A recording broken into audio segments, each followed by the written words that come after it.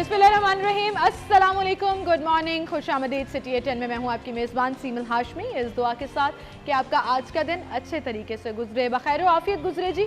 और इसी तरह से हमारा एक सिलसिला जो चल रहा है जिसमें हम आपको एक अच्छी बात समझाने की कोशिश करते हैं कि अगर आप ज़िंदगी में उसको ऑप्ट कर लें या उस पर सोचना शुरू कर दें तो शायद ज़िंदगी आपकी बदल जाए, और ख़ुसूसी दुआ करवाई जाती है। तो एक दिन एक नेकी शामिल करेंगे। नहमदुहु व नसल्ली अला रसूलिहिल करीम, अम्मा बाद। आज का मेरा मैसेज ये है, हर काम में मशवरा कर लिया करो, बग़ैर मशवरे के काम नहीं करना चाहिए। इस पर मुझे रसूल अकरम सल्लल्लाहु अलैहि व आलिहि वसल्लम की हदीस याद आ गई। आप अलैहिस्सलातु वस्सलाम ने फरमाया, अल-हिज़्मु अन तुशाविरा ज़ा रअयिन सुम्मा तुतीअहु।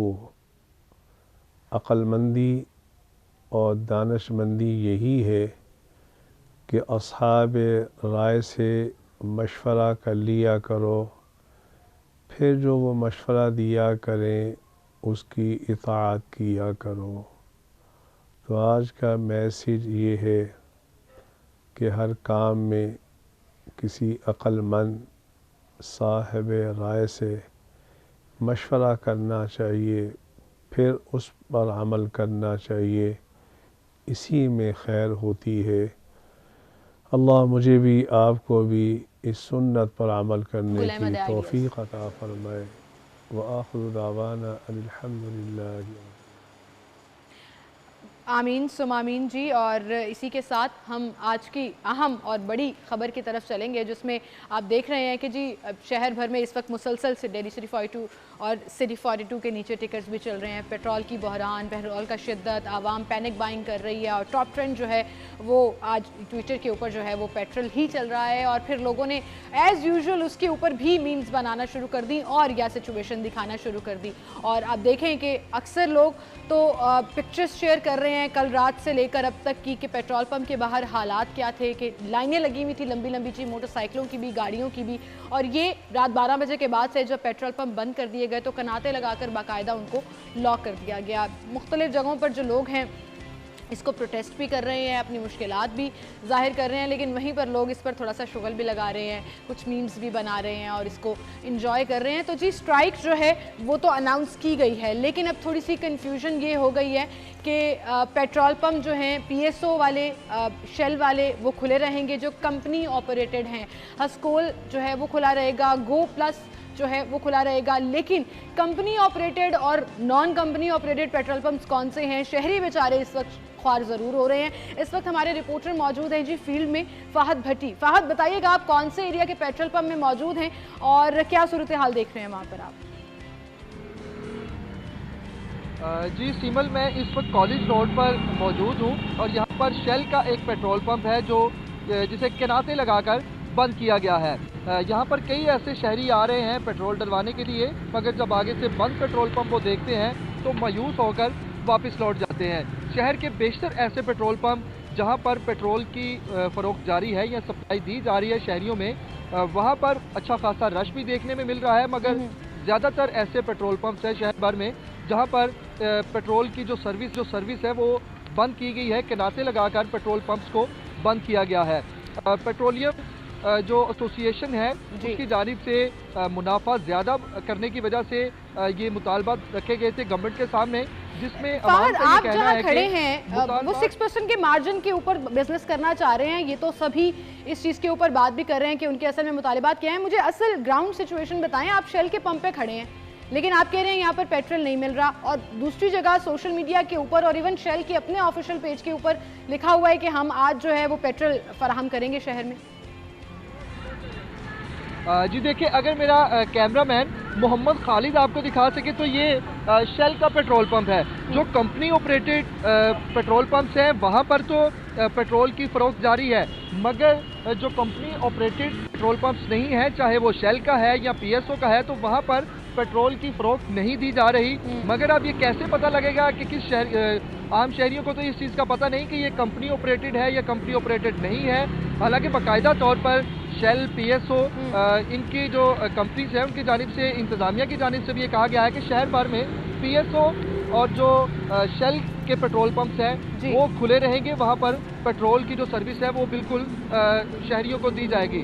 मगर ये शेल का ही पेट्रोल पंप है कॉलेज रोड पर जिसको बंद किया गया है, और इसका मतलब ये है कि ये कंपनी ऑपरेटेड नहीं है, जिसकी वजह से शहरियों को मुश्किलात का सामना करना पड़ रहा है। जो शहरी पेट्रोल डलवाने आ रहा है बेचारा मायूस होकर वापस लौट रहा है। बिल्कुल सही कह रहे हैं, मायूस होकर वापस लौट रहे हैं। ये तो वो सूरत हाल हो गई कि जेब में पैसे हैं लेकिन पेट्रोल अवेलेबल नहीं है, कि अब आप कुव्वत ख़रीद अगर रखते भी हैं, मजबूरी के तहत चीज़ कुछ ले भी रहे हैं, लेकिन अवेलेबिलिटी जो है वो बंद हो गई। ये बहरहाल फ़हद, बहुत शुक्रिया आपका, आप हमारे थे कॉलेज रोड शेल का ये पंप, और अगर आप वहाँ जा रहे हैं तो प्लीज़ मत जाइएगा क्योंकि वहाँ पेट्रोल नहीं मिल रहा। तो हर शेल या हर PSO पे पेट्रोल नहीं मिल रहा है, कंपनी ऑपरेटेड, डिफरेंस ज़रूर मौजूद है। अब ये कैसे पता लगेगा, ये तो आपको खुद चक्कर लगा कर ही पता करना पड़ेगा, या आज हम प्रोग्राम में इस पर बात भी करेंगे। इसके साथ साथ चूँकि हमें वेदर अपडेट्स भी लेनी है और हम मौसम की सूरत हाल भी जान लेते हैं, तो टुडेज़ वेदर हम शामिल करेंगे और उसमें देखते हैं कि शहर में इस वक्त स्मॉग की सूरत हाल क्या है, एयर क्वालिटी इंडेक्स क्या है, और महकमा मौसमियात की जानिब से क्या प्रेडिक्शन की जा रही है। टुडेज़ वेदर,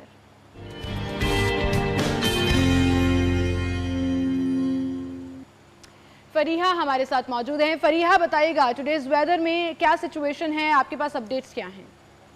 सिविल, अगर आज हम बात करें शहर लाहौर के मौसम के हवाले से, तो लाहौरियों के लिए खुशखबरी है क्योंकि एयर क्वालिटी इंडेक्स जो है महकमा माहौलियात के मुताबिक जो है उसमें कमी देखने को वाक़या आई है। इस वक्त जो लाहौर का एयर क्वालिटी इंडेक्स रिकॉर्ड किया जा रहा है वो 233 है, जबकि गुज़िश्ता कुछ दिनों से लाहौर दुनिया के आलूदा तरीन शहर की फ़हरिस्त में सबसे नंबर 1 पर और कभी नंबर 2 पर आ रहा था, और जो एयर क्वालिटी इंडेक्स है वो 300 से भी तजावुज़ कर गई थी। लेकिन अभी भी जो है माहिरीन का कहना है कि शहरियों को एहतियाती तदाबीर पर अमल करना बहुत ज़रूरी है। 233 अभी भी लाहौर के लिए बहुत अनहेल्दी है।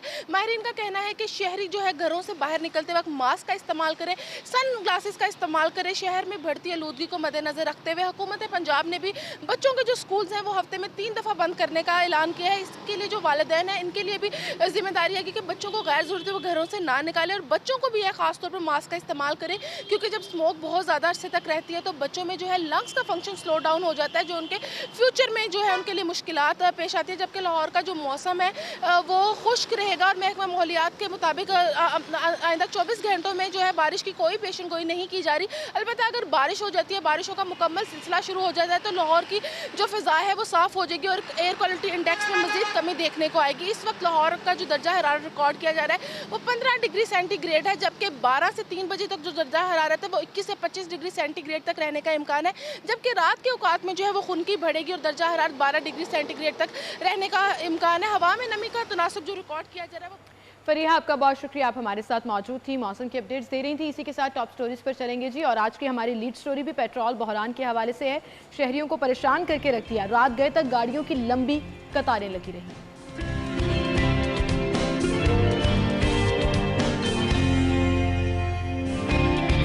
पेट्रोल के बाद सुई गैस भी गायब होने लगी, घरेलू सार्फिन लकड़ियां जलाने पर मजबूर।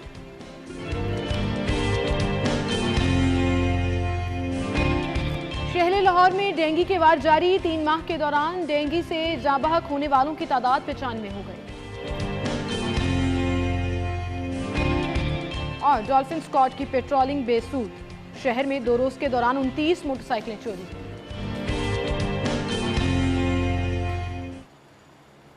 ये थी हमारी टॉप स्टोरीज, इनको हम डिस्कस करेंगे। स्टूडियो में हमारे साथ सिरिफाई 2 के सीनियर रिपोर्टर आमिर रजा खान मौजूद हैं। अस्सलाम वालेकुम आमिर। वालेकुम अस्सलाम। क्या हाल चाल है आपके? ठीक हूँ, बिल्कुल ठीक ठाक हैं, खैरियत से दफ्तर पहुंच गए? शुक्र अल्हम्दुलिल्लाह। लगता है गाड़ियों की जो लाइनें थी पेट्रोल पंप्स के बाहर, वहाँ आपने भी अपनी टैंकी फुल करा ली होगी। नहीं, मैंने अपनी गाड़ी की टैंकी फुल नहीं कराई। अच्छा, आपने नहीं कराई? रात मुझे ख्याल आया था जब मैं जा रहा था दफ्तर से, ख्याल आया कि यार ये शेल के पंप खुले हैं तो इसमें अपनी गाड़ी लगाऊं, पेट्रोल डलवा लूँ। फिर मैंने सोचा ये पैनिक बाइंग है और लोग पैनिक हो गए, कुछ होने वाला नहीं है, ये सब टोपी ड्रामा है और ये सब फ्रॉड है जो लोगों के साथ खेला जा रहा है। टोपी ड्रामा है, पेट्रोल बंद है, आपको समझ नहीं मिल रहा। हम असल में हमारी याददाश्त इतनी छोटी सी है कि हम चीज़ों को भूल जाते हैं।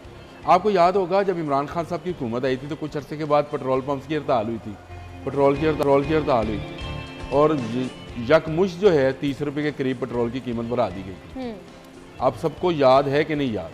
ये आप वो बात कर रहे हैं जो 26 तारीख को बढ़ा दिया गया था, अभी ये कमाई भी नहीं थी। नहीं, ये उसकी नहीं बात, उससे पहले की बात है जब पंप्स ने हड़ताल की थी कि पेट्रोल की इस कीमत पे पेट्रोल नहीं बेचेंगे, और इमरान खान साहब ने कहा मैं माफिया का मुकाबला करूंगा, ये लो 30 रुपए बढ़ा दिए। कीमत बढ़ गई थी, याद आ गया? माफिया का मुकाबला करूंगा कैसे याद आ गया ना। अच्छा, ये अभी उसी तरह का एक ड्रामा है, क्योंकि गवर्नमेंट पेट्रोल की कीमत को 170-75 पे आज आप लिख लो इस बात को लेके जाना चाहती है, और उसमें कंपनीज का मार्जिन बढ़ाना चाहती है। ये ब्लैकमेल करेंगे डीलर्स, और इसका फ़ायदा जो है वो हुकूमत और डीलर्स मिलकर उठाएंगे, और आप लोगों की जेबों में से ये पैसे निकलवाएंगे। आगे कौन सा, लेकिन हम भूल जाते हैं पेट्रोल किसी गरीब को, लेकिन हम भूल जाते हैं। सब कह रहे थे पेट्रोल बहुत महंगा है, तो मुझे हंसी आती है जब आप भी सुबह बात कभी कर रही थी ना, तो मुझे आया था कि वो वक्त याद आया कि जब एक बादशाह ने हर शहर में आने वाले को 5 चित्तर कहना चाहिए, क्या कहना चाहिए, चप्पलें कहना चाहिए, मारना चाहिए, ठीक है, उसको दुरे लगाने चाहिए, चले ये कर लेते हैं अच्छे अल्फाज में, 5 दुरे लगाने चाहिए, और लाइनें लग गई दुरे लगवाने वालों की। एक दिन बादशाह को तरस आया, तो उसने उनमें से 2-4 बंदों को बुला लिया, कहा भाई कोई आपको मसला है तो बताएं। बादशाह का ख्याल था शायद ये दोनों की शिकायत करेंगे। उन्होंने कहा नहीं सर, दुरे मारने वाले बढ़ा दें ज़रा। आप पेट्रोल की कीमत का रोना रो रहे थे, और पेट्रोल अब बढ़ने जा रहा है, तो उससे पहले आप जेबों में, आपने अल्फाज बोले, जेबों में पैसे लिए घूम रहे हैं और पेट्रोल नहीं मिल रहा है। यही गवर्नमेंट चाहती है कि आप कहें जनाब मुझे 170 के दे दो पेट्रोल, दे दो ताकि मैं घर से दफ्तर ये बात हम उस दिन भी कर रहे थे। आमिर भाई, आपकी बात बिल्कुल ठीक है कि पेट्रोल बढ़ने का रोना हम रोते हैं, लेकिन सड़कों पर हमें गाड़ियां, मोटरसाइकिलें, रिक्शे उतने ही नजर आते हैं, क्योंकि लोगों की मजबूरी है। अब आप घरों में बैठकर तो नहीं रह सकते ना, कारोबार चलाना है। मैंने ना 2 दिन पहले एक ट्वीट किया था कि इमरान खान साहब अपनी कारकर्दगी को, मैं आपकी कारकर्दगी को थम्स अप करता हूँ, इसी तरह जारी रखें, क्योंकि आपने रियासत मदीना बनानी है। 100 साल हम पीछे आ गए हैं, बाकी 1300 साल ही रह गए हैं पीछे जाने वाले। और जब खच्चर थे, ऊँट थे, घोड़े थे, ये कम्युनिकेशन के वेज थे, ना मोटरसाइकिल थी रियासत मदीना में, ना पेट्रोल था, ना गाड़ियाँ थी, ना जहाज़ थे। तो ये वक्त आने वाला है जब बिजली भी नहीं होएगी, और आपकी अगली खबर के मुताबिक गैस भी नहीं होगी, तो ये वक्त बहुत जल्द आने वाला है। अच्छा, मुझे ये अपनी कारकर्दगी को जारी रखें। बजाय इस सिचुएशन को प्री हैंडल करने के, आपको याद है कि करीबन 10 दिन तो हो गए कि ये अनाउंसमेंट्स हो रही हैं कि हम प्रोटेस्ट करेंगे। मिनिस्ट्री ऑफ एनर्जी कल ट्वीट करती है और कहती है जी ये फ्ला पेट्रोल पंप, शेल, PSO ये कंपनी ऑपरेटेड खुले रहेंगे, और इसमें प्राउड ले रही है। पाकिस्तान तहरीक इंसाफ के जो ब्लू टिक अकाउंट्स हैं वो उसको शेयर कर रहे हैं। इसमें गवर्नमेंट का कोई हाथ है कि ये वाले पेट्रोल पंप खुले रहेंगे और बाकी नहीं खुलेंगे? मतलब ये किसी ने लिखा हुआ था कि अच्छा ये हमारी बात मानते हैं और इन्होंने खोल लिया, बाकी हमारे काबू में नहीं है, तो उनकी मर्जी है। फिर रिट नहीं है, गवर्नमेंट की रिट कहीं भी नहीं है। आपको अगर नज़र आए तो कभी आपको सब्ज़ी माफिया नज़र आएगा, कभी कब्ज़ा माफिया नज़र आएगा, कभी आपको पेट्रोल माफिया नज़र आएगा, चीनी माफिया नज़र आएगा, दालें माफिया नज़र आएगा, चावल माफिया नज़र आएगा। माफियाज की हुकूमत है, तो इस हुकूमत में अगर माफिया फ़ायदा ना उठा सके तो मैं समझता हूँ कि ये माफियाज की बहुत बड़ी नाकामी होगी, और उनको अपने तर्ज अमल को बेहतर करने की ज़रूरत है। अगर इस हुकूमत में भी माफिया अवाम की जेबों में से लाखों करोड़ों अरबों रुपया ना निकलवा सके तो ये उन बेचारों की बदकिस्मती या नाअहली होगी। तो बहुत अहल हैं हमारे माफियाज सीमल, और वो धराधर आवाम की जेबों में से पैसे 3 साल में बड़ा अंदाजा हो गया जी। जब जब महंगाई माफिया के खिलाफ नोटिस लिया जाता है, महंगाई में इजाफा हो जाता है। जब जब आप कहते हैं कि मैं इन माफियाज को नकेल डाल दूंगा, आप उन्हीं के आगे घुटने टेकने पर मजबूर हो जाते हैं। और अभी भी आप सही कह रहे हैं कि यही होगा कि जो 6% मार्जिन के ऊपर वो कारोबार करने का डिमांड रखे हुए हैं, और तारीख भी दूर नहीं है 30 तारीख, आज शाम तक घुटने कीमत में इजाफा होगा। सीमल आप बहुत अच्छा बोल रही, आज शाम तक, सॉरी मैंने आपकी बात कर दी, इसकी माफी मैं आपकी बात सुनना चाह रही हूँ। आज शाम तक ये सारा मामला हल हो जाएगा। अच्छा, अवाम को जेब में से मजीद 3 रुपए कमीशन के भी निकलने शुरू हो जाएंगे, और जो नई पेट्रोल की कीमत आएगी उसमें ये कीमत शामिल कर दी जाएगी। मुआहदा तैयार है, पहले से सारा तयशुदा है। मैंने तुम्हें कहा था ये टोपी ड्रामा है, अवाम की टोपी घुमाई जा रही है और उसमें से जेबों में से पैसे निकलवाए जा रहे हैं। आमदन बढ़े ना बढ़े, अखराजात भर जाए, बढ़ते चले जा रहे हैं। बिल्कुल सही कह रहे हैं। और लिविंग स्टैंडर्ड ऊपर जाने के बजाय जिनका थोड़ा बेहतर और स्टेबल था वो नीचे आना शुरू हो गया। इस पर हम मजीद भी बात करेंगे। नाज़रीन, एक छोटी सी ब्रेक की तरफ जाना है, दोबारा हाजिर होंगे हमारे साथ।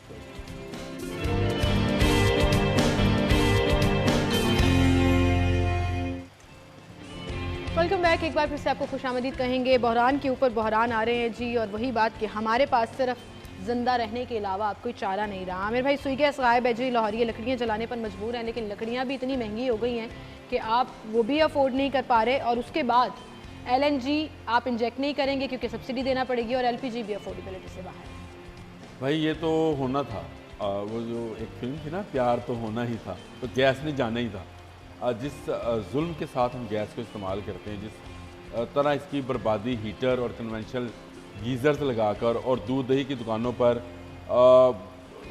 मैं कहता हूँ लोहे में ढली हुई वो पता नहीं क्या चीज़ है जिसमें से गैस ऐसे निकलती है, अगर वही अच्छे बर्नर्स हुए तो वो गैस आधी से भी कम इस्तेमाल हो, लेकिन हमने गैस इस्तेमाल कर ली।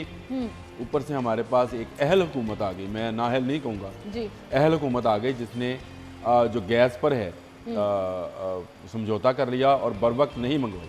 समझौता कर लिया या उनको हैंडल करना नहीं आया। आमिर भाई इस पर हम बात करेंगे, लेकिन दूसरी जानिब नाज़रीन आपको शहर की सिचुएशन बताएं। आज मैं खुद भी महसूस कर रही थी सड़कों पर रश मुझे थोड़ा कंपैरेटिवली कम नज़र आ रहा था, लेकिन की कमी या पेट्रोल ना अवेलेबल होने की वजह से आप देखें कि मामूलात ज़िंदगी मुतासर होना शुरू हो गए हैं। लेकिन वही बात मैं दोबारा रिपीट करूँगी जो अभी आमिर भाई कह रहे थे, टोपी ड्रामा है और शाम तक इसका हल निकल आएगा, लेकिन वो हल जो है उसके बाद एक नया ड्रामा शुरू हो जाएगा कि पेट्रोल और महंगा हो गया। आपने ये प्रेडिक्शन की, ये बिल्कुल ऐसे महंगा होगा तो ये हल होगा। आज जो डेट है आप उसको देख लें और आज से 4 दिन के बाद 4-5 दिन के बाद आपको नया फ्रेश आएगा, आपको समझ आ जाएगी कि 3 रुपए किसकी जेब में से निकलेंगे। आप कह रहे 3 रुपए तक इजाफा होगा, मुझे लग रहा है नहीं इजाफा ज्यादा होगा, ये 3 रुपए उसमें शामिल हो जाएंगे। ठीक है आमिर भाई, हम गैस की बात कर रहे थे, लकड़ियां जलाने पर मजबूर है मालिकान, और 4 किलो का जो सिलेंडर है वो 1300 में, 12 किलो का जो सिलेंडर है वो 4500 में फिल हो रहा है। एक गरीब आदमी तो भूल जाए फिर खाना बनाना। ये पुअर मैन फ्यूल कहलाता है। LPG जो है, लिक्विड प्रोफाइल गैस जो है, ये पुअर मैन फ्यूल हुआ करता था और गरीब आदमी इस पर खाना पकाता था। इससे पहले मिट्टी का तेल था, उससे पहले लकड़ियाँ थी और उससे पहले ओपले थे, शायद पता नहीं आप लोगों ने देखे हैं, बच्चों ने नहीं देखे आजकल के लोगों ने। इसी लाहौर शहर में वो भी जलते थे। मैंने आपसे कहा कि 100 साल हम पीछे चले गए हैं, बाकी 1300 साल रह गए हैं जाने में। तो इस पर हुकूमत पूरी तरह से ईमानदारी के साथ काम करिए। कल जो हमारे वज़ीर हैं, वज़ीर ख़ज़ाना, उन्होंने तरीन साहब ने, उन्होंने इस बात को तस्लीम किया कि गैस का जो हमने सौदा किया था वो लेट किया था और लेट हुआ हमसे, जिसकी वजह से गैस का बहरान आया। तो आप समझ सकते हैं, जितने कार्गोज मंगवाने चाहिए थे वो बर वक्त ऑर्डर की वजह से नहीं मंगवाए जा सके, जिसको हमाद अजहर साहब दूसरे वफाकी वजीर कई महीनों से डिफेंड करने की कोशिश कर रहे हैं। टीवी शोज पर आकर एंकर्स को जाती हमलों के बाद जो है वो प्रूव कर रहे होते हैं जी हमने बिल्कुल ठीक किया था। उनकी अपनी ही हुकूमत के दूसरे मिनिस्टर ने उनकी कारकर्दगी का LNG और LPG LNG का जो केस था उसमें हकान अब्बासी साहब को बुलाया था ना, जिन्होंने कहा था मुझे वकील नहीं चाहिए, आप लाएं, मैं बताएं दुनिया में सबसे सस्ती गैस लेने वाले पे कैसे केस बन सकता है। बन गया। आज दुनिया की सबसे महंगी तरीन LNG इस गवर्नमेंट ने खरीदी है और यही जो प्राइस है ये पे करना पड़ेगी आवाम को, ये पे करना पड़ेगी इस गरीब आवाम को जिसकी कोई भूखा भाई आपको वही बात आ गई ना कि आपको 100, आपने जैसे कहा कि पेट्रोल 170 में भी मिल रहा हो तब भी आवाम ले रही होगी, तो आपको मिल तो रही हो ना, अवेलेबल तो हो। आपने तो उन ऑर्डर्स में भी कार्गोस पूरे ऑर्डर नहीं किए जिसकी वजह से आपके पास अवेलेबिलिटी नहीं है। सिमल इस गैस के मामले में भी गवर्नमेंट कीमतें बढ़ाने जा रही है। गैस की 175% तक की आवाज़ है, बढ़ाई जाएगी कीमत। मुझे बताएं, जब कीमत बढ़ाना होती है, आपको भी ये मार्केट के चीज़ें तो आप, क्योंकि इतना अर्सा हो गया तुम्हें काम करते हुए, तुम्हें पता है कि जिस चीज़ की कीमत बढ़ानी हो उसकी शॉर्टेज पैदा कर दी जाती है और कहा जाता है कि चीनी, गंदम, सब्जियां, फल, जो भी आप, टमाटर, आपको याद होगा कीमतें बढ़ाने की गिमिक है जो कि मार्केटिंग का और बिजनेसमैन का है। ये गिमिक अब गवर्नमेंट कर रही है और ये पाकिस्तान की 74 साल तारीख में पहली मरतबा है कि हुकूमत ये कार्ड खेल रही है। चीज़ की शॉर्टेज पैदा करो, पेट्रोल की कीमत बढ़ा दो, गैस की शॉर्टेज पैदा करो, कीमत बढ़ा दो, दालों की, चीनी की शॉर्टेज पैदा करो, कीमत बढ़ा दो। 80 रुपये का रेट निकला चीनी का, खुद गवर्नमेंट के यूटिलिटी स्टोर्स ने 94 रुपीज़ की वो चीनी खरीदी। बिल्कुल सही। क्यों? अब इस सवाल का जवाब, आप पहले जो है वो एक्सपोर्ट कर देते हैं, फिर आपको इंपोर्ट करना पड़ती है, फिर महंगी मिलती है और सारा मलबा आवाम पर डाल दिया जाता है। चीनी और अजनास का जिक्र किया, 40 रुपये खुद साख्ता इजाफा किया जी। दाल चना सफ़ेद चनों की ट्रिपल सेंचुरी मुकम्मल हो गई है। हम नॉर्मली क्या कहते हैं, गरीब आदमी दाल रोटी खा ले बड़ी बात है, अब तो दाल भी 300 रुपये पर केजी पर चली गई है। आमिर भाई क्या करेंगे आम आदमी, क्या खाएंगे, किस तरह से गुजारा करेंगे? कल हम कह रहे थे ये जो ढाबे छोटे रेस्टोरेंट्स हैं, यहाँ पर मैं बोर्ड पढ़कर हैरान रह गई कि एक प्लेट दाल चने की 160 रुपये की मिल रही है। एक मजदूर जिसने बाहर खाना खाना है वो क्या करेगा? और 3 टाइम पे खाना है उसने, 3 टाइम पे। चले 3 टाइम भी छोड़ दें, एक टाइम अब राशनिंग पे आ गए ना, स्किप कर देते हैं लोग, 2 टाइम की रोटी भी पूरी नहीं हो रही है। हम ना सुबह को अपने घर में, मैं आमना मेरी बेगम जो हैं वो एक मीटिंग करते हैं छोटी सी कि आज क्या पकाना है। हाँ, ये हमने निकलना होता है ना जी। तो आज ही ये फैसला हुआ था कि चने की दाल पकानी है। और देख लें आप जी 300 रुपए किलो हो गई। ऑफिस आया तो समझ आई कि चने की दाल भी महंगी हो गई है। क्या पकाएं क्या खाएं? हम जैसा अब मिडिल नहीं, अब तो 2 क्लास रह गई। पहले 3 क्लास थी, मिडिल क्लास जो थी वो मुल्क का बोझ उठाए हुए थी, लेकिन ये अब अपना बोझ भी उठाने के काबिल नहीं रही। किसी के पास कोई पैसा नहीं है, कोई आमदन के जराए बड़े नहीं है, बड़े पैसे कम हो गए जी। बिल्कुल, अब वो गरीब क्लास में आ गए हम लोग कि दाल पकाते हुए भी सोचेंगे कि यार इतने पैसे लग जाएंगे। अब तो किसी को दावत भी नहीं देते हम लोग कि यार आओ बाहर खाना खा लें होटल में। शायद तुम गए हो कि तुम्हें तो अंदाज़ा हो कि किस कदर कीमतें बढ़ चुकी हैं। और वो जो कोरोना का पीरियड गुजरा है उसमें इन होटल मालकान ने और रेस्टोरेंट मालकान ने किस कदर कीमतें बढ़ा ली, क्योंकि गाहक नहीं था, गाहक कम था, कीमत बढ़ा ली, चलो उससे खर्चा निकल आएगा। बात उनकी भी ठीक थी। बिजली की प्राइस कहाँ से कहाँ जा रही है? तो मुझे बताओ कौन सी ऐसी चीज़, आपने बिल्कुल सही कहा था, कौन सा ऐसा माफिया रह गया है जिसके सामने इस गवर्नमेंट ने घुटने नहीं टेके हैं? और आमिर भाई आपने और तशद्दुद माफिया के सामने भी आपने जैसे मुतवस्सित तबके का जिक्र किया, तो एक चीज़ जो जनरली मैंने अपने आसपास भी देखी है और ख़ुद भी देखी है कि आप हर रोज़ चिकन पका के नहीं बैठ सकते कि सबको बोटियां ही देनी पड़ेंगी। तो होती लग्जरी क्या थी कि इन दालों में या सब्जियों में 5-6 बोटियां डाल दी जाती थी चिकन का टेस्ट लाने के लिए। मजा आ जाता। अब तो आप सब्जियां और दाल ही पूरी कर लें तो बीच में चिकन डालने की कैपेसिटी तो मुझे लगता है बाहर निकल गई है, क्योंकि आप अफोर्ड ही नहीं कर पाते। लिखे चिकन या बीफ या मटन, लेकिन मटन लिखें तो चले 1500 रुपए किलो वाली पर्ची तो अंदर जाए, दाल पर्ची अंदर जाएगी जी, ना टेस्ट आएगा ना जायका आएगा। खैर अभी देखते हैं जी और कितने इम्तिहान हैं जो इस आवाम ने देने हैं और उसमें क्लियर होना है। बहुत से चैलेंजेस और भी हैं इस हुकूमत के पास जो इंतहाई फेल होते नजर आ रहे हैं, वो चाहे लॉ एंड ऑर्डर की सिचुएशन हो, डेंगू की बात हो या स्मॉग की। ब्रेक के बाद इस पर बात करेंगे, हमारे साथ रहिए।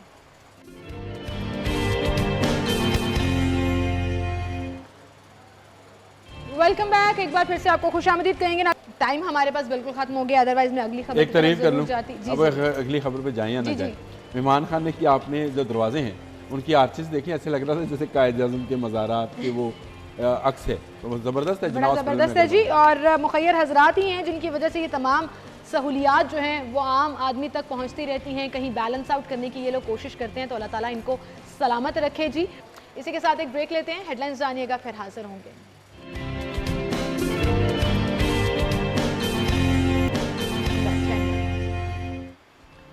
Welcome back. एक बार फिर से आपको खुशामदीद कहेंगे। नाज़रीन, 25 नवंबर दुनिया भर में ख़वातीन के ख़िलाफ़ तशद्दुद के ख़ात्मे का आलमी दिन मनाया जाता है।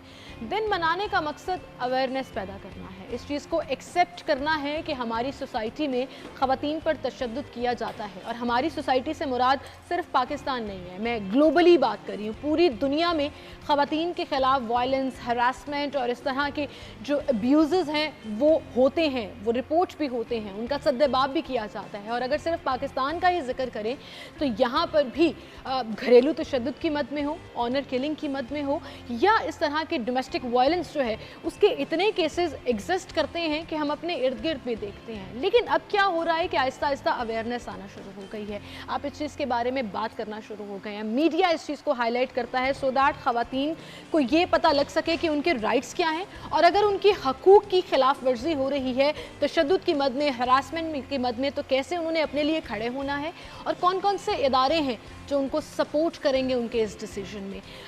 और नंबर्स अगर हम जिक्र करें तो वो तादाद आपको कहीं कम लगती है। जैसे फॉर एग्जांपल जो हमें डेटा मिला है अगस्त 2021 तक, अब तक जो विमेन हेल्पलाइन दी गई है गवर्नमेंट की तरफ से, उस पर 4649 कंप्लेंट्स रिसीव हुई हैं पंजाब भर में। लेकिन मैं गारंटी से कह सकती हूँ कि ग्राउंड रियलिटी पर ये नंबर कहीं ज़्यादा है। उसकी रीज़न हम रिपोर्ट्स नहीं करते, बात नहीं करते। फैमिली में ही वो चाहे घर बचाने के लिए हो, ज़िंदगी बचाने के लिए हो, आप चुप करके बैठ के सारी ज़िंदगी ये तशद्दुद बर्दाश्त करते रहते हैं। इस पर आज हम बात करेंगे जी, विमेन प्रोटेक्शन के कौन कौन से सोर्सेज हैं जिससे आप फ़ायदा उठा के अपने लिए स्टैंड ले सकते हैं, साइकोलॉजिकली आप कैसे स्ट्रांग हो सकते हैं, कैसे अपने लिए मजबूत हो सकते हैं और उस मजबूती से फिर आप इन तमाम चीज़ों को दूर और परे धकेल सकते हैं। ये आज का हमारा टॉपिक रहेगा। हमारे साथ स्टूडियो में chairperson women protection authority Punjab Fatima चदर साहिबा मौजूद हैं, उन्हें हम खुशामदीद कहेंगे। अस्सलाम वालेकुम जी। Thank you so much for coming in. और हमारे साथ साइकोलॉजिस्ट अब्दुल रहमान साहब मौजूद हैं, उन्हें भी हम खुशामदीद कहेंगे। अस्सलाम वालेकुम जी। बहुत शुक्रिया आपकी तशरीफ आने के लिए। फातिमा जी, आपसे शुरू करेंगे। बड़ा इंपॉर्टेंट दिन है ख़वातीन के ख़िलाफ़ तशद्दुद के ख़ात्मे के लिए अवेयरनेस लोगों तक पहुंचाना। क्या काम कर रहा है विमेन प्रोटेक्शन डिपार्टमेंट हमारा? बिस्मिल्लाहिर्रहमानिर्रहीम। Thank you very much simile. सबसे पहले तो पंजाब वुमेन प्रोटेक्शन अथॉरिटी का मैं थोड़ा बता दूं कि ये 2017 में बनी थी और 2017 में इसका एक सेंटर था, लेकिन उसके बाद जब हमारी हुकूमत आई तो हमने इसके लिए 4 सेंटर और मज़ीद बनाए और अभी हम इसको वेरी सून पूरे पंजाब में डिक्लेयर करने जा रहे हैं। वुमेन प्रोटेक्शन कमेटीज़ हमारी बन गई हैं और इसको हम वुमेन प्रोटेक्शन सेंटर जो हैं पूरे हम 35 डिस्ट्रिक्ट में डिक्लेयर करने जा रहे हैं जी। उसका मकसद ये है कि ख़वातीन को जो हमारी डिस्ट्रिक्ट वाइज कोई प्रॉब्लम हो तो वो वहीं पे हमारी जो डिस्ट्रिक्ट कमेटी है, डिस्ट्रिक्ट वुमेन प्रोटेक्शन कमेटी, वो उसको उस मामले को देखेगी और उसको सॉर्ट आउट करेगी। दूसरा, हमने ख़वातीन की अवेयरनेस के लिए पूरे पंजाब में कैंपेन लॉन्च की हुई है जिसमें हम स्कूल, कॉलेजेस, यूनिवर्सिटीज़ और सिविल सोसाइटी को साथ मिला के हम वॉक्स भी करते हैं, सेमिनार भी करते हैं। बेसिकली मकसद ये है कि जहन साजी करना कि ख़वातीन के साथ जो वायलेंस हो रहा है उसको स्टॉप कैसे किया जा सकता है। उसमें हम जो हमारी बेसिकली जो ज़्यादातर कम्युनिटी वायलेंस पे कर रही होती है वो मेल हजरात हैं। तो हमने पहले चूँकि हम ज़्यादा फोकस करते थे ख़वातीन को ही कहना कि ये आपके हक़ हैं, ये आपने ऐसे बात करनी है, ऐसे उठना है, ऐसे बैठना है, ससुराल को कैसे आपने करना है, हस्बैंड के साथ कैसे, लेकिन हम अपने मर्द हजरात को, अपने बेटों को बिल्कुल भी ट्रीट नहीं करते, एजुकेट और अभी तक भी आप देखें कि हमारे 15-15 फंक्शन होते हैं शादियों के, लेकिन अनफॉर्चुनेटली लड़की या लड़के की कोई ग्रूमिंग नहीं होती कि वो एक नए रिश्ते में बनने जा रहे हैं तो क्या कम्प्लिकेशंस आ सकती हैं। मेंटली तौर पे हम उनकी बिल्कुल कैपेसिटी बिल्डिंग नहीं करते, उनको तैयार नहीं करते इसके लिए। तो हमारा बेसिकली मकसद यही है कि एक तो ख़वातीन को उनके राइट्स के बारे में बताना कि पंजाब वुमेन प्रोटेक्शन अथॉरिटी के पास कौन कौन सी इस 2016 जो एक्ट है उसके तहत कौन कौन सी प्रोविज़न है, कौन सी facility Punjab women protection authority से वो हासिल कर सकती हैं। और एक एप्लीकेशन से लेके जुडिशल डिपार्टमेंट तक एक ही शेल्टर तले हमारा वुमेन रनर ये इंस्टीट्यूशन है और यहाँ पे एक भी पाई किसी औरत की खर्च नहीं होती और सारा उसकी प्रॉपर्टी के इशू हो, उसका डोमेस्टिक वायलेंस का इशू हो, उसके बच्चों की कस्टडी का केस हो, उसकी डाउरी के केसेस हो, उसका कोई भी वुमेन रिलेटेड जो प्रॉब्लम है वो वहाँ पे सॉर्ट आउट की जाती है। इस पर हम मजीद बात भी करेंगे। रहमान साहब, आपको शामिल गुफ्तगू करेंगे।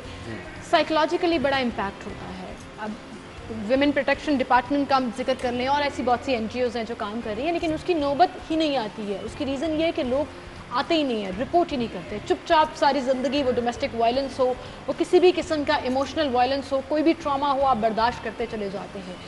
क्यों ऐसा होता है कि हम साइकोलॉजिकली स्ट्रांग नहीं हो पाते अपने लिए स्टैंड लेने में?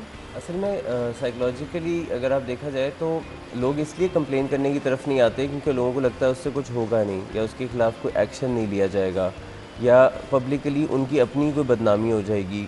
इस तरह के कई रीज़न्स होते हैं जिसकी वजह से लोग मोटिवेट नहीं होते हैं या कोई ऐसे प्रेसिडेंट्स नहीं है उनके सामने कि जहाँ पे किसी ने स्टैंड लिया हो और उसके साथ कोई बड़ा पॉजिटिव उसका आउटकम हुआ हो।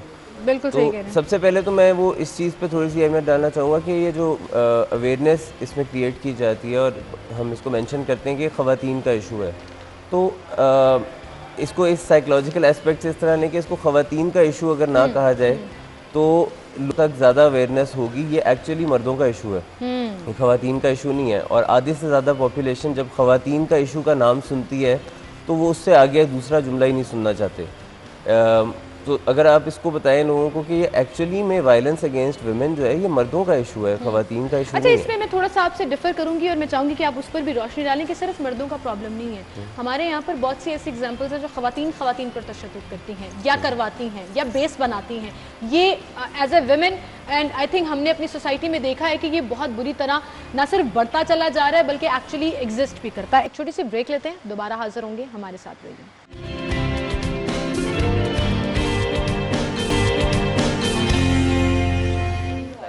Welcome back. एक बार फिर से आपको खुशामदीद कहेंगे। ख़वातीन के खिलाफ तशद्दुद के खात्मे के आलमी दिन की हम बात कर रहे हैं। विमेन प्रोटेक्शन अथॉरिटी पंजाब जो पंजाब भर में ख़वातीन को प्रोटेक्शन प्रोवाइड करने में या उनके लिए एक ऐसा प्लेटफॉर्म प्रोवाइड करने में कि अगर आप ज़िंदगी से हार रहे हैं, आप परेशान हैं, कहीं आप अपनी लीगल फाइट लड़ना चाहते हैं या इमोशनल, तो ये वो सपोर्ट फराहम करते हैं। फातिमा चटर साहिबा हमारे साथ मौजूद हैं। फातिमा साहिबा, अभी जब से हम ब्रेक से पहले बात कर रहे थे कि वो लीगल फाइट से लेकर इनिशियल एप्लीकेशन तक हर चीज़ जो है वो आप लोग न सिर्फ लेते हैं बल्कि उसको केटर भी करते हैं। लेकिन फिर क्या वजह है कि ख़वातीन रिपोर्ट नहीं करती हैं या सामने नहीं आती हैं या अक्सर आपने ये ज़रूर देखा होगा ड्रॉप आउट कर जाती हैं, विमेन प्रोटेक्शन सेंटर से ही वापस चले जाती हैं? क्यों स्टैंड नहीं ले पाते हम? देखिए, जो ख़वातीन तो हमारे पास आ जाती हैं, हम उनको विक्टिम नहीं कहते, सर्वाइवर कहते हैं कि वो घर से बड़ा हौसला करके आती है। चूँकि हमारा जो इदारा है वुमेन रनर है और सबसे पहले एप्लीकेशन से लेके उसके बाद हम साइकेट्रिस्ट के साथ उनका एक सेशन होता है। वो अगर किसी ट्रॉमा में है तो वो इस काबिल होती हैं और वो ईज़िली ख़वातीन के साथ कन्वर्सेट कर पाती हैं और अपना जो इशू है उसको बताती हैं। हाँ, इसके पैरेलल अगर आप देखें कि कोई खातून के साथ अगर कोई इस तरह का इशू है तो वो अगर पुलिस डिपार्टमेंट में चली जाती है तो डेफिनेटली मेल को वो उस तरह से इजीली अपनी प्रॉब्लम शेयर नहीं कर सकती, तो वहाँ पे ये होता है कि केस ड्रॉप अप हो जाते हैं। लेकिन हमारे पास ऐसा नहीं होता। हमारे पास जो केस आता है थ्रू आउट उसको लेके चलते हैं। लेकिन यहाँ पे ये है कि हमारा सोसाइटी का बड़ा दबाव है। पहले तो लोग ये कहते हैं अगर किसी बच्ची के साथ ये इशू हो जाता है तो कल को हमने इसका रिश्ता भी करना है, क्योंकि हमारी सोसाइटी विक्टिम के साथ नहीं होती, विक्टिम को ही ब्लेम करना शुरू हो जाते हैं। ये हमारा साइकोलॉजिकली प्रॉब्लम है और ये होल सोसाइटी में ये फिनोमेना है कि हमें बजाय इसके कि हम कहें कि जिसने ज्यादती की है वो शर्मिंदा हो, हम विक्टिम को विक्टिमाइज करना शुरू कर देते हैं, जिस वजह से पेरेंट्स डर जाते हैं। वो कहते हैं कि अगर हमारे किसी बच्चे के साथ चाइल्ड अब्यूज़ हुआ है उसको भी छुपा लेते हैं कि कल को इसने सोसाइटी में मूव करना है, लोग इसको ताने देंगे, और अनफॉर्चुनेटली लोग देते हैं। और इसी तरह बच्ची के साथ हो जाए तो वो ये कि कल को उसकी शादी भी करनी है तो प्रॉब्लम होगा। दूसरा ये कि हमारा थोड़ा सा जो सिस्टम है इदारों का, स्पीडी जस्टिस उस तरह से नहीं मिल पाता। अच्छा, ये क्या वजह? अक्सर लोग इस वजह से भी ड्रॉप आउट कर जाते हैं ख़वातीन के, बहुत टाइम लग रहा है, कुछ नतीजा नहीं निकल रहा, इधर तो कुछ नहीं होना तो चलो फिर हम चुप करके मारे भी खाते रहे और घर भी बसाते रहे। शादीशुदा ख़वातीन का खास तौर पर ये है प्रॉब्लम। लेकिन पंजाब वुमेन प्रोटेक्शन अथॉरिटी के पास जो केस आता है हम उसको थ्रू आउट देखते हैं खुद, और हम कोशिश करते हैं कि उसको स्पीडी करें और स्पीडी करके जो भी इसके कल्प्रेट हैं उनको कैफरे किरदार तक पहुंचाएं। तो केस आना चाहिए। अब तो माशाल्लाह अवेयरनेस हो गई है, लोगों को रिपोर्ट होना शुरू हो गया। केस पहले भी होते थे, लोग कहते जी अब केस ज्यादा होना शुरू हो गया, रिपोर्ट होना शुरू। देखिए अब केस रिपोर्ट होना शुरू हो गए। खवातीन को पता चल गया है कि हमारे तहफ़्फ़ुज़ के लिए इदारे बने हैं और हमें उनसे हेल्प लेनी है। आप देखिए कि पंजाब भर में बल्कि पूरे पाकिस्तान में खवातीन की हैरेसमेंट की एवरी डिपार्टमेंट कमेटीज़ बनी हुई हैं, और मेरे पास बीइंग अ चेयरपर्सन बहुत से गवर्नमेंट डिपार्टमेंट से और प्राइवेट इंस्टीट्यूशन से ये आई हैं, और हमने उनको ना सिर्फ उन कल्प्रिट को सज़ा दिलवाई बल्कि उन्हें नौकरी से भी निकाला। बिल्कुल ठीक कह रही हैं। डेफिनेटली खवातीन को हौसला हुआ है और उन्होंने रिपोर्टिंग करना शुरू कर दी है। अब्दुर्रहमान, जैसे अभी हम जिक्र कर रहे थे कि हमें अवेयरनेस भी फैलाने की ज़रूरत है, सिर्फ खवातीन के लिए ही नहीं बल्कि आपने जैसे कहा कि बड़ा इंपॉर्टेंट फैक्टर है मर्दों को एजुकेट और अवेयर करना है। कैसे कर सकते हैं? सिर्फ हम बैठकर बात कर लेंगे या उनको समझाना शुरू कर देंगे तो आई डोंट थिंक कि इससे कुछ ऐसा डायरेक्ट इम्पैक्ट करें। असल में अवेयरनेस का फैक्टर इसलिए इतना इम्पोर्टेंट है कि अगर आप गौर करें तो बहुत सारी ख़वातीन को लगता है ये है कि ये जो उनके ऊपर वायलेंस हो रही है ये उनका ही कोई कसूर है। ये मैंने ऐसे बहुत सारे विक्टिम्स से को जानता हूँ जो जिनको बहुत लंबे अरसे तक ये लगता रहा कि हम कुछ गलत कर रहे थे तो हमें पीस कर लेते हैं। तो आपने पूछा कि कंप्लेन नहीं करते हैं तो उसको मंजर पे क्यों नहीं लाते हैं, उसकी पहली रीज़न तो ये उन्हें खुद नहीं पता। तो खुद पहले पता लगेगा तो वो नेक्स्ट स्टेप करने की तरफ जाएंगे। तो अवेयरनेस इसलिए बहुत इंपॉर्टेंट है। कि फीमेल्स को to begin with for themselves उनको पता हो कि ये मेरी गलती नहीं थी, it is a men's problem that they are hitting women. अब अगर उसकी आप पीछे हिस्ट्री में चले जाएं तो men who watch their fathers, अपने वालिदैन में देखते हैं वायलेंस होती है, बाप जो है वो माँ को मारता है, तो उसकी परसेंटेज और चांसेस बढ़ जाते हैं कि वो भी आगे अपनी ज़िंदगी में यही करेगा, बच्चों में वो चीज़ ट्रांसफ़र हो जाती है। तो जो मर्दों को है वो सबसे पहले ये समझ लेना चाहिए उनका मसला है, ख़वातीन का नहीं है। दूसरी बात, ख़वातीन को समझ लेना चाहिए कि ये मर्दों का मसला है, ये ख़वातीन का मसला नहीं है। आप अपने आप को स्ट्रॉन्ग महसूस करें बजाय इसके कि ये सोचने के कि मैं मुझे थप्पड़ पड़ा है तो शायद मैंने कुछ किया होगा। दूसरी बात यह है कि ये जो है ना वुमेन वायलेंस अगेंस्ट वुमेन, इसको इसी तरह से अहमियत दें कि जैसे कि आप वायरस के डिफरेंट स्ट्रेन्स होते हैं, इसी तरह वायलेंस के डिफरेंट स्ट्रेन्स होते हैं। इसमें आप देख लें कि इसमें वर्बल वायलेंस भी है, फिजिकल वायलेंस भी है, इमोशनल ऑनर किलिंग इसमें शामिल है, इसमें मुख्तलिफ किस्म की बिल्कुल सही। It starts from zero and it goes till extreme which is honour killing. Fatima साहिबा आप कुछ ऐड करना चाह रही थी? मैं इसमें ये ऐड करना चाहूँगी कि असल में एक फिनोमेना ये भी है कि जो ख़वातीन की ट्रेनिंग हो रही होती है उसमें ये भी माएँ बताती कोई गल नहीं, तेरी नानी ने भी इंज किया, तेरी दादी ने भी, तो वो बहुत देर तक, जैसे इन्होंने कहा, बहुत देर तक ख़वातीन यही समझती रहती हैं कि अगर हमें 2-4 गालियाँ पड़ जाती हैं दिन में या 1-2 थप्पड़ लग जाते हैं, that is a part of marriage life, क्योंकि वो ये नस्ल दर नस्ल चला आ रहा था। या सास कहती है कि मैनू भी तो मेरे बंदे ने मारिया सी ना, एनू भी तो सीधा करके रख। सो ये भी बड़ा प्रॉब्लम है।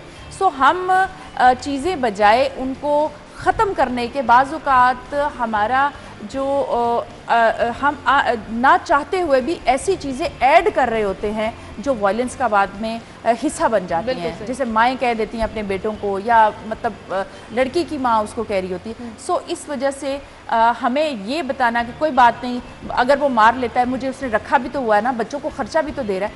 ये चीज़ें एक, देखिए, ये मैरिज का हिस्सा नहीं है। सबसे पहले ख़वातीन को ये पता होना चाहिए। देखिए, जब तक उन्हें अवेयरनेस ही नहीं होगी, एजुकेशन नहीं होगी, और सबसे पहले जो मैं ये हमेशा कहती हूँ कि खातून को इंसान समझना, बिल्कुल सही, एजुकेशन और इंडिपेंडेंट तो बाद में आती है, उसको बाज़ औक़ात तो इंसान ही नहीं समझा जाता। उसको वो बच्चे भी पैदा कर रही है, घर को भी संभाल रही है, मार भी खा रही है, और वो एरियाज में ये प्रॉब्लम बहुत ज़्यादा है। इसमें एक चीज़ ऐड करना चाहूँगा कि पेरेंट्स की तरफ से जो सपोर्ट होती है ना, वो फैक्टर बड़ा इंपॉर्टेंट है। अक्सर यहाँ माँ बाप बच्चों को कहते हैं, बेटियों को शादी के टाइम, कि यहाँ आप वापस नहीं आना, अब तुम्हारा वही घर है। तो वहाँ पे फिर जो भी होगा वो उसको अपने पर बर्दाश्त करते हैं और उसके बारे में कोई कंप्लेन नहीं करना चाहते। ये कह देते हैं होन तेरा जनाजा ही आना चाहिए।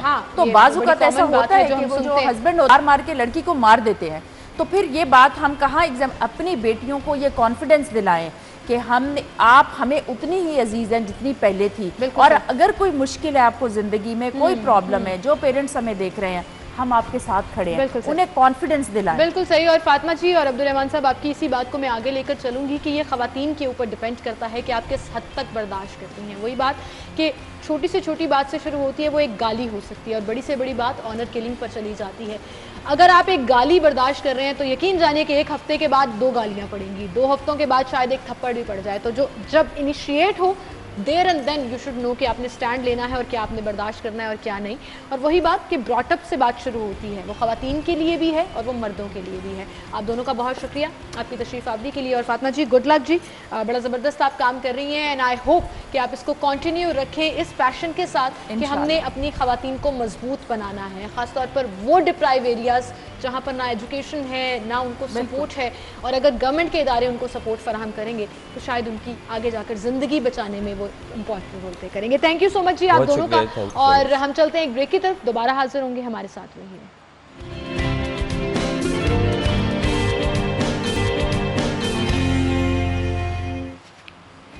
Welcome back. एक बार फिर से आपको खुशामदीद कहेंगे। नाज़रीन, आपको बताएंगे डर्मा शाइन पाकिस्तान ख़वातीन के लिए एक स्किन केयर ब्रांड है जो 18 से 35 साल की उम्र की ख़वातीन की जिल्द की देखभाल के लिए एक ह्यूज वैरायटी और रेंज लिए है, जिसमें एक वन स्टॉप हल जो है वो फराहम करने के लिए वक्फ है। इसको आप ऑनलाइन भी ऑर्डर कर सकते हैं, और इसकी जो वेबसाइट है वो है जी www.lipcara.com, और पाकिस्तान भर में आपको करीबी स्टोर्स पर भी अवेलेबल होगा। जबकि इस ब्रांड की जो टैग लाइन है वो है लेट्स ग्लो टुगेदर, और इसके बारे में कहा जाता है कि इसने अपनी बेहतरीन फ़रोख्त होने वाली मसनूआत में से कुछ के साथ ख़ुद को साबित किया है कि जैसे वो बहुत लोगों को पसंद है। तो अगर आप अपनी स्किन का ख्याल रखना चाहते हैं तो you can go to their website या भी करीबी स्टोर से इनकी रेंज जो है उसको देख सकते हैं, इस्तेमाल कर सकते हैं। इसी के साथ गुफ्तगू का सिलसिला हम आगे बढ़ाएंगे जी। हम लाहौर के इन्वायरमेंट का अगर जिक्र करें और हर रोज़ एक शिकायत हम कर रहे हैं कि स्मॉग है बहुत ज़्यादा, जिससे सांस की बीमारियां या आंखों की जलन जैसे मसाइल पैदा हो रहे हैं, बच्चे बीमार हो रहे हैं, नज़ला ज़ुकाम बहुत कॉमन होता जा रहा है, खांसी। इन सब से बचने के लिए डॉक्टर के पास हम जाते हैं, मेडिसिन लेकर आते हैं, लेकिन हर्बल तरीका क्या है, वो मुफीद टोटके क्या हैं जो हम घर में ऑथेंटिक ज़राए से आप तक पहुंचाएंगे कि इस्तेमाल करके ना सिर्फ बेहतर हो सकते हैं बल्कि अपनी इम्यूनिटी को इन्हांस कर सकते हैं। हमारे साथ डॉक्टर फैसल सैयद मौजूद हैं, हर्बलिस्ट हैं, और आज हमें बताएंगे कि कैसे हम अपना ख्याल सिर्फ घर की छोटी मोटी चीज़ों के साथ उनको मिक्स करके सही इस्तेमाल और सही तनासुब से कर सकते हैं। अस्सलाम वालेकुम डॉक्टर साहब। वालेकुम अस्सलाम। Thank you so much. Always pleasure. Doctor साहब, स्मॉग, आलूदगी इस कदर हेल्थ पर बुरे असरात डाल रहे हैं, इससे बचने के लिए खांसी, नज़ला ज़ुकाम आपको पता है कि बहुत कॉमन है इस दफ़ा, क्या किया जाए? से वाकई इस वक्त तो इतना है कि अब तो स्मोक का फ्लेवर मुंह में महसूस होता है, जलने की स्मेल आ रही होती है बिल्कुल बहुत ऐसी ज़्यादा। है, ऐसी है बिल्कुल। तो उससे बचने के लिए दो आपको आज मैं चीज़ें बताता हूँ। एक तो बिल्कुल ही किचन रेमेडीज़ हैं, एक ये है कि थोड़ी सी बाज़ार से आपको हल्की फुल्की ख़रीदनी पड़ेंगी जी। तो किचन रेमेडीज़ में जो उनसा है, सबसे पहले आपको इसमें लौंग और दालचीनी का कहवा बनाना है। ठीक है। जब ये कहवा तैयार हो जाएगा तो इसमें थोड़ा सा हमने अदरक का पानी डालना है ओके। और हल्दी 1/4 टीस्पून एक ओके। कप में ठीक है। डाल के, और ये जो उनसे दिन में 2 दफ़ा पीना है। ठीक है। बड़ों अच्छा, के लिए कहवा के लिए नॉर्मली डॉक्टर साहब ये कहा जाता है कि उसको पकाते रहें, एक्सट्रैक्ट निकालना है, कुछ टाइम फ्रेम है एग्जैक्ट कि कितनी देर कहवा पकना जो चाहिए? हम आम कहवा बनाते हैं वो तो अगर जैसे हमने मेडिसिनल कहवा बनाना है तो उसके लिए हम ये कहते हैं कि 1.5 कप पानी है तो वो आधा रह जाए। ठीक है। ठीक है, लेकिन ये जो उनसे हम जनरल कहवा बनाते हैं चाय के साथ, जो रात को पीने होते हैं हल्के फुल्के कहवे, ये अगर इतना भी एक्सट्रैक्ट निकल आता है कि उसकी खुशबू आ जाए, जैसे लौंग की और दालचीनी की खुशबू फूट पड़े और उसकी रंगत पानी में आ जाए, तो that is enough. That is enough. और उसके बाद उसको दम पे रखना होता है या ज़रूरत नहीं? 2 से 3 मिनट मैक्सिमम। उसके बाद आप इसको छानें, इसमें थोड़ी सी हल्दी डालें, और ये बच्चों के लिए 2 से 3 tablespoon as per age, और बड़े जो उनसे वो इसका वो 1 कप पी इस्तेमाल सकते हैं, दिन में 2 से 3 दफ़ा ले सकते हैं। बिल्कुल ठीक। तो इससे जितनी भी गले की खराश वगैरह है वो फौरी तौर पे बेहतर हो जाती है। दूसरी टिप ये है कि जब भी आप बाहर से घर आएँ तो आँखों में, नाक में और हलक में साफ़ पानी से इनको साफ़ करें। गरारे करें। हाँ, गरारे करें। गरारे के लिए तो बेस्ट है कि आप नीम गर्म पानी लें और उसमें नमक डाल के उसके गरारे करें, ठीक है। तो वो आपका साफ़ हो जाता है। और वो किसी भी टाइम कर सकते हैं, सुबह के औकात में करें या जब सोने भी से आप पहले? बाहर से आएँ तो बेहतर है कि कर लें, सही। ताकि जो भी आपको इरिटेशन हो रही है, मसला आ रहा है, वो साथ के साथ ही क्लींस होता है। जी। इसी तरह आंखों में ठंडे पानी के छप्पे मारें, और नाक में भी जैसे वज़ू के लिए हम पानी चढ़ाते हैं वो That is करें, the best तो way to इंशाल्लाह cleanse best way, बिल्कुल। अच्छा, दूसरी चीज़ जो उनसी है, इसको बहरहाल आपको कुछ हर्ब्स हैं जो पंसार स्टोर से लेनी पड़ेंगी। ठीक है। इसमें तुख्म खुबाजी, नाम थोड़े से मुश्किल हैं, लेकिन तुख्म खुबाजी जो है मार्शमेलो फैमिली का है, तो ये एक लुब्रिकेंट सा बन जाता है, एक लेयर बना देता है, जिसकी वजह से ये आपको खराश ख़त्म हो जाती है। ठीक है। तो इसमें तुख्म खुबाजी, ये है बरगे बांसा, बरके बांसा, सपिस्तान, ये है उन्नाब, मलेठी और बरगे बनफशा, अच्छा, या गुले बनफशा, दोनों में से जो भी मिल जाए। ठीक है। इन सब चीज़ों की इक्वल मिकदार लेके आपने 2 कप पानी में रखना है, ठीक है। और वही इतना पकाना है कि वो आधा रह जाए। जब ये आधा रह जाएगा तो फिर इसको आपने शहद डाल के इस्तेमाल करना है। ठीक है। और ये भी आप एज़ पर योर सिम्टम्स दिन में 3 से 4 दफ़ा इस्तेमाल कर सकते हैं। ठीक तो है। ये जो उनसे आपको एक नेचुरल एंटीबायोटिक का काम देगा कि आपको फौरी तौर पे जो फ्लू के, Relief खांसी के, मिलेगा आपको एलर्जी के फौरन। सिम्टम्स हैं वो एकदम कंट्रोल करना शुरू करेगा, और 3 से 4 दिन में आपका ये मसला सॉल्व हो और जाएगा। बच्चों को ये दे सकते हैं क्योंकि इसमें ज़्यादा जड़ी बच्चों बूटियां को तो- भी वही टीस्पून या टेबल स्पून के हिसाब से, 1 साल से ऊपर के बच्चों को 1 टीस्पून, ठीक है। इसी तरह से बच्चे बड़े हुए जिस जिस तरह से एज टीस्पून बढ़ती जा बढ़ाते रही है जाएं, उसी 1 तरह। साल के हाँ, एक 5-6 साल के हों तो फिर 2 टेबल स्पून कर दें। डॉक्टर 12 साहब, साल अक्सर सवाल onwards- ये पूछा जाता है कि ये इजीली अवेलेबल हैं ये तो मार्केट बहुत में या इजीली नहीं? अवेलेबल है, और ये बमुश्किल जो ये नुस्खा बनता है ये 20 से 25 रुपए का बन जाता है। अच्छा, मतलब इजीली आपको बहुत सस्ता। बहुत इजी चीज़ें, आम पंसार स्टोर जो छोटे से छोटा पंसार स्टोर भी होगा वहाँ भी ये बड़ी आसानी से आपको मिल जाएगी। बिल्कुल आसानी से मिल जाएगा और ये ना सिर्फ आपके गले के लिए बड़ा सूदिंग होगा बल्कि इनफैक्ट इससे आपकी इम्यूनिटी जो है वो भी बूस्ट होगी। अक्सर कहा जाता है ना कि नज़ला ज़ुकाम हो तो फ्लूइड्स लेने चाहिए। बिल्कुल ऐसे ही है और फ्लूइड लेने का सबसे अच्छा इस वक्त जो सीज़न हमारे पास आया हुआ है सिट्रस फ्रूट्स का, तो बेहतर है कि सिट्रस फ्रूट्स को अपनी लाइफ में ज़्यादा शामिल करें। विटामिन सी जो उनसे आपको पता है इम्यूनिटी बूस्टर भी है, प्लस ये कि नज़ला ज़ुकाम खांसी को कम भी करता है। ठीक है। और एक और टिप आपको दे देता हूँ कि अगर किसी को खांसी ज़्यादा आ रही है तो मौसमी का जूस निकालें। अच्छा, हम वैसे कहते हैं मौसमी का जूस नहीं पीना चाहिए, खट्टा होता है गला। माल्टे का ना पिए, मौसमी का लें। ठीक है। उसमें थोड़ा सा पानी डालें और शहद डालें। अच्छा, इतनी सी क्वांटिटी आपने एक घूंट लेनी है, ठीक है, और इसको आप पी लें तो फौरी तौर पे आपकी खांसी जो सी है वो रुक जाएगी। ज़बरदस्त जी। और मेरे ख्याल से यही वो ऑर्गेनिक तरीके हैं जिससे हम ना सिर्फ अपनी इम्यूनिटी को इन्हांस कर सकते हैं बल्कि बूस्ट भी कर सकते हैं। थैंक यू सो मच जी डॉक्टर साहब, आप हमारे साथ मौजूद थे और हमें अपडेट कर रहे थे और टिप्स बता रहे थे जो हम ऑथेंटिक ज़राए से सुनना बड़ा पसंद भी करते हैं और फॉलो भी करते हैं। इसी के साथ जी आपसे मैं इजाज़त चाहूँगी। इंशाल्लाह कल सेम टाइम पर फिर से मुलाकात होगी। अपना ख्याल रखिएगा। अल्लाह हाफ़िज़।